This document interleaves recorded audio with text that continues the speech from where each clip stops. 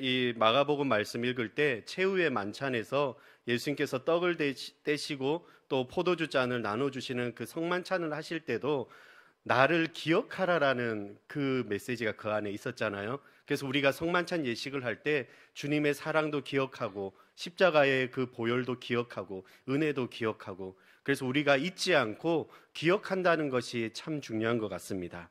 계속해서 오늘 말씀은 우리가 너무나 잘 아는 제목은 겟세마네 기도라는 것입니다.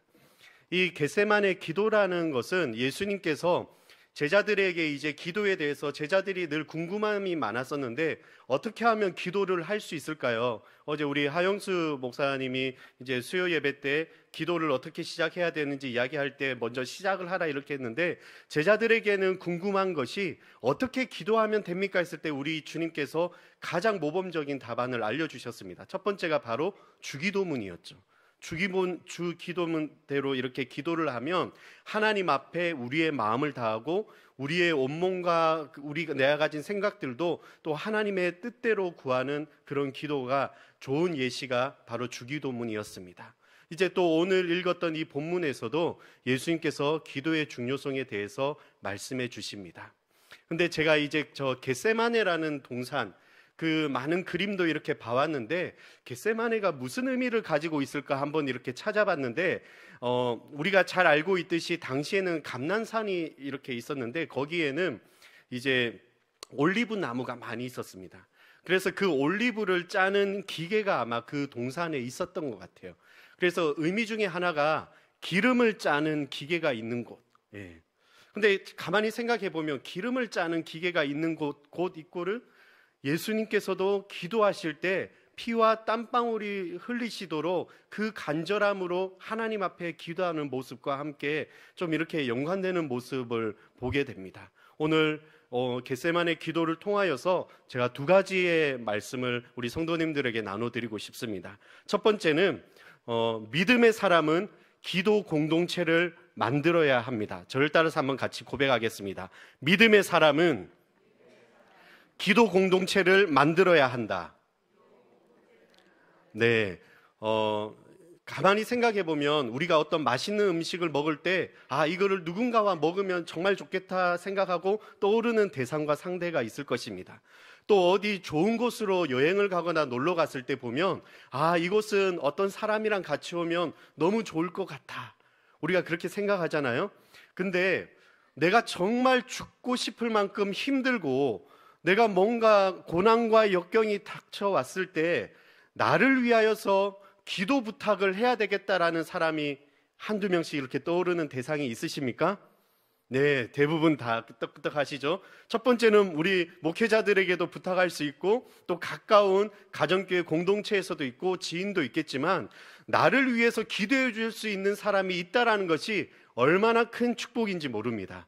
그래서 그 기도 공동체를 우리는 꼭 만들어야 됩니다.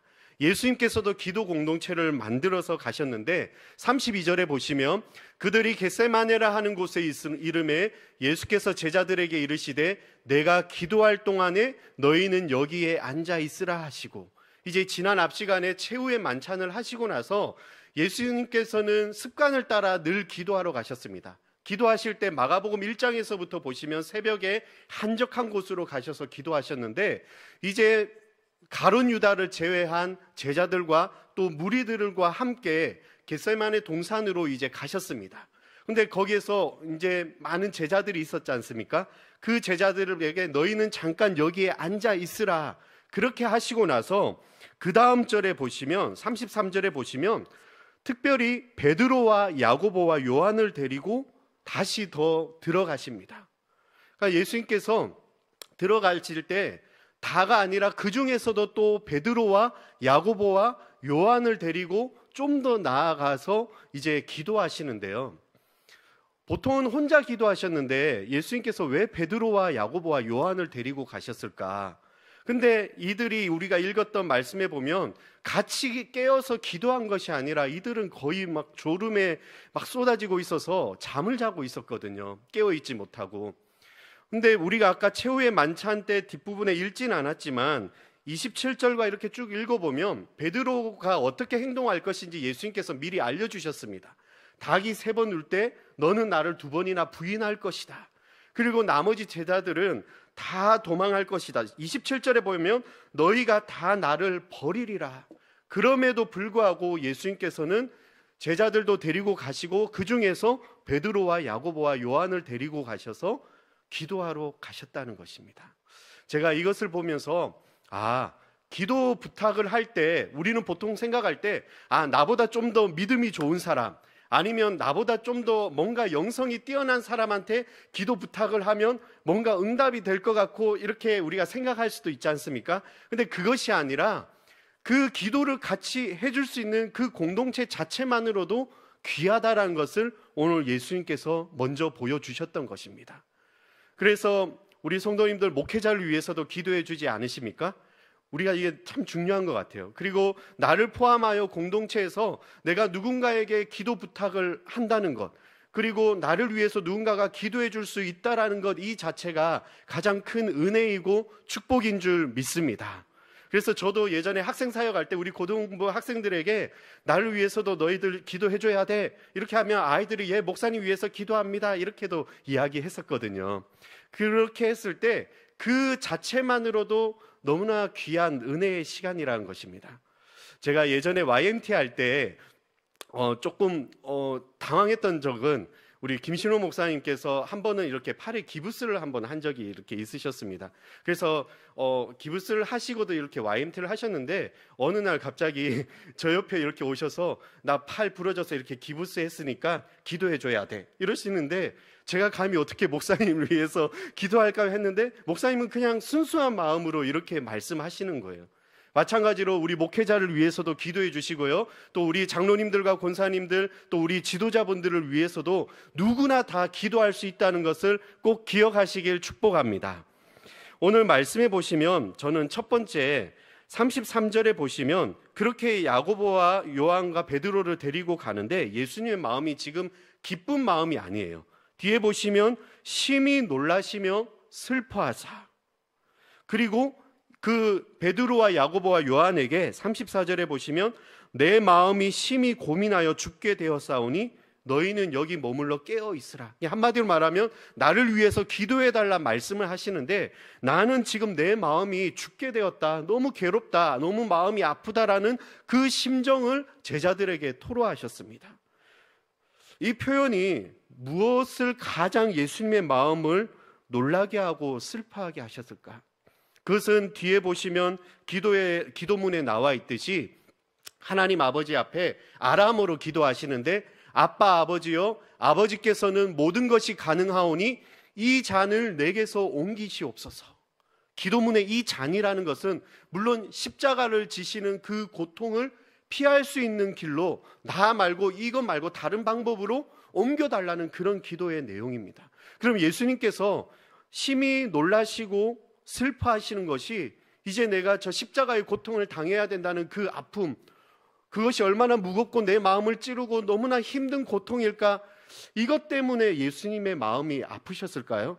처음에는 그런 생각도 했습니다. 이제 늘 제자들에게 내가 이제 곧 십자가에 달려 죽을 거라는 것을 미리 3번이나 암시하시고 그 사명을 예수님께서 받아들이시고 나아갔는데 심히 마음이 아프고 고민하여 죽게 되었다는 것이 정말 그 십자가 고통 때문에 예수님의 마음을 아파했을까요? 근데 우리가 이 말씀을 가장 잘 묵상해 보시면 이 부분이 어떻게 보면은 가장 인간의 모습으로 예수님께서 보여주셨는데 단지 예수님께서 그 십자가의 고통 때문에 그 이야기를 하신 것이 아닙니다. 예수님의 마음을 가장 아프게 하였던 것은 늘 예수님께서는 중요한 어떤 결정을 하시기 전에 기도하고 또 혼자 홀로 산에 올라가서 기도하시고 늘 끊임없이 하나님을 아빠 아버지라 부르면서 기도하면서 나아갔는데 저 십자가에 달리는 그 과정에서 혹시 하나님하고의 단절되는 그 시간이 있을까 봐, 하나님하고의 늘 연결되어 있었던 그 시간이 잠깐 끊겨 있을까 봐 그것이 예수님의 마음을 제일 많이 아프게 하셨을 것 같아요. 왜냐하면 뒤에 보시면 십자가에 달렸을 때 우리 하나님께서는 외면하셨습니다.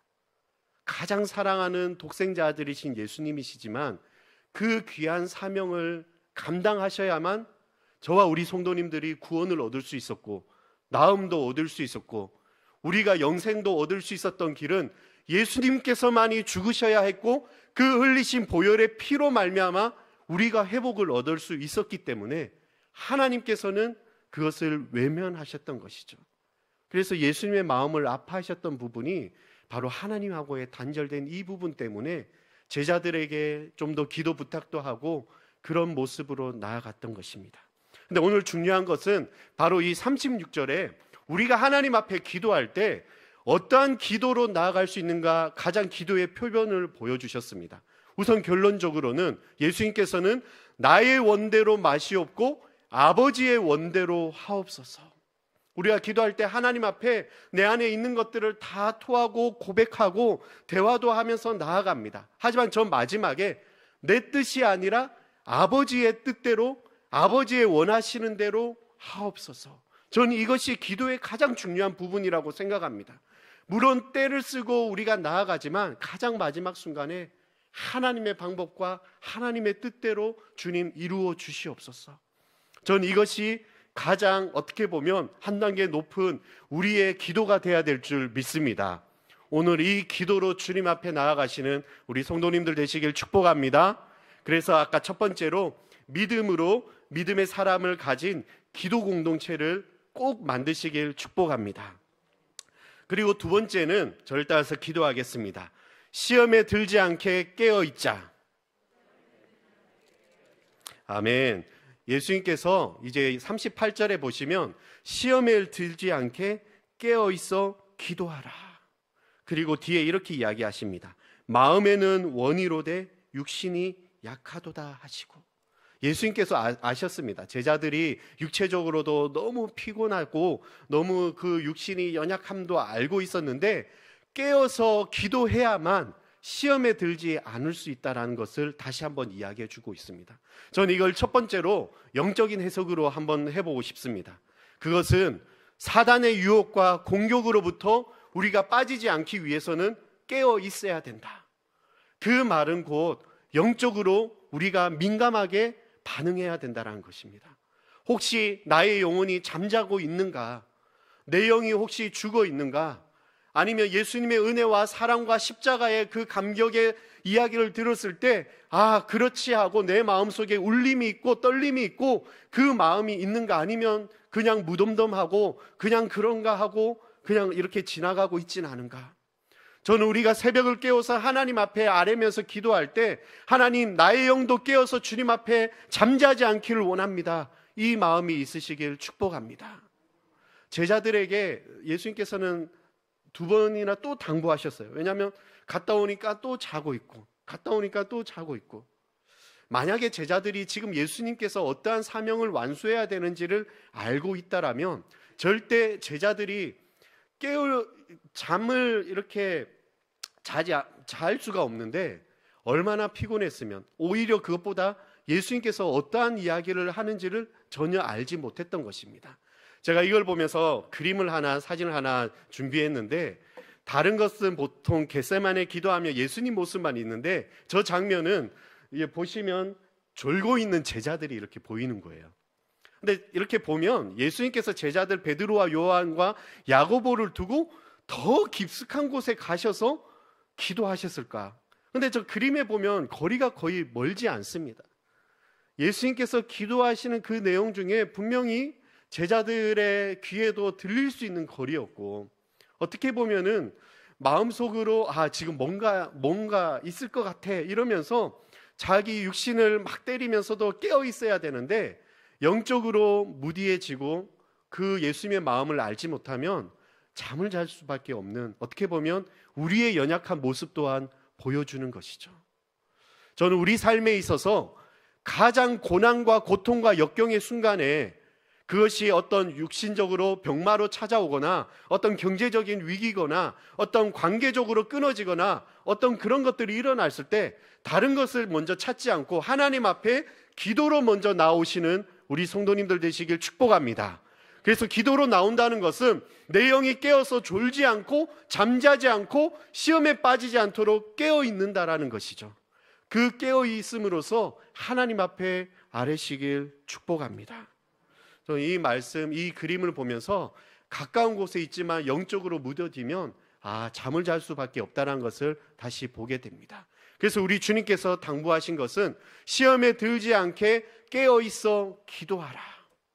기도할 때요, 혼자 기도하는 것 같지만 절대 혼자 기도하는 것이 아닙니다. 기도 안에는 힘이 있고 기도 안에는 능력이 있고 하나님과의 만나는 자리이기도 하지만 그 기도할 때 같은 장면의 누가복음의 말씀을 보면 천사가 하늘로부터 예수께 나타나 힘을 더하더라. 왜냐하면 예수님께서는 이제 이 사명을 순종하셨고 그 사명을 받아들이시고 어렵지만은 하나님하고의 그 단절됨도 예수님께서는 다 아시고 저 사명을 감당하셨습니다.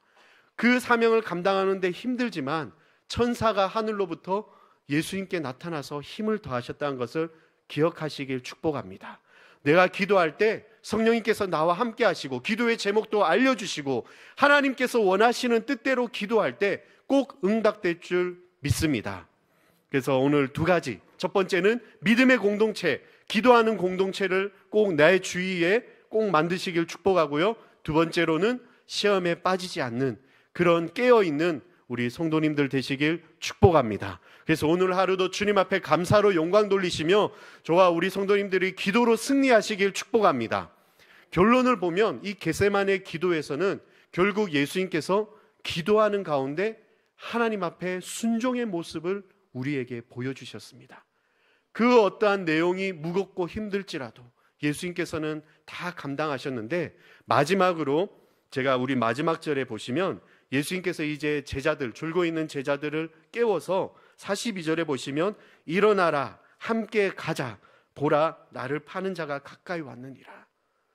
제자들에게 나와 함께 가자 일어나라 이렇게 보여주셨습니다. 제가 아까 첫 번째 왜 영적으로도 무뎌지고 졸고 있는 알지도 못하는 제자들을 데리고 갔을까 했지만 예수님께서 십자가에 달려 죽으시고 성령 체험을 하고 난 이후에 가장 열정적으로 사역을 한 사도행전을 보면 예수님의 제자 중에 베드로와 요한과 야고보를 우리는 보게 됩니다.